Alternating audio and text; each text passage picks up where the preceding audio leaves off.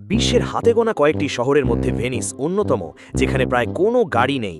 আর একই সাথে এই শহরটি ধীরে ধীরে বিলীন হওয়ার ঝুঁকিতে রয়েছে। এখানে চলাচলের জন্য কোনো বড় রাস্তা নেই বললেই চলে, এবং যাতায়াতের প্রধান মাধ্যম হলো নৌকা।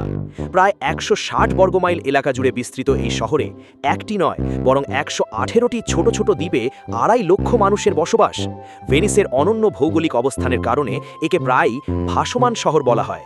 এখানে ফায়ার সার্ভিসের কর্মীদেরও আগুনের মোকাবিলায় নৌকার উপর নির্ভর করতে হয়। ভেনিস একটি ঐতিহাসিক শহর, যা একসময় বিশ্বের ধনী এবং প্রভাবশালী ব্যক্তিদের আকর্ষণ করত। তবে সময়ের সাথে সাথে পরিবেশগত পরিবর্তনের কারণে শহরটি ধীরে ধীরে পানির নিচে তলিয়ে যাচ্ছে, যার ফলে অনেক মানুষ এখান থেকে চলে যেতে শুরু করেছেন। তবে সবথেকে অবাক করা বিষয় হলো, এই পুরো শহরটি কংক্রিটের ওপর নয়, বরং লার্জ এবং ওক গাছের তৈরি লক্ষ লক্ষ কাঠের খুঁটির ওপর দাঁড়িয়ে আছে। প্রতিটি খুঁটি প্রায় ১৬ ফুট লম্বা এবং পানির নিচে থাকায় এদের স্থায়িত্ব ধরে রাখতে সাহায্য করে। কিন্তু জলবায়ু পরিবর্তন এবং সমুদ্রপৃষ্ঠের উচ্চতা বৃদ্ধির কারণে ভেনিস এখন চরম সংকটে।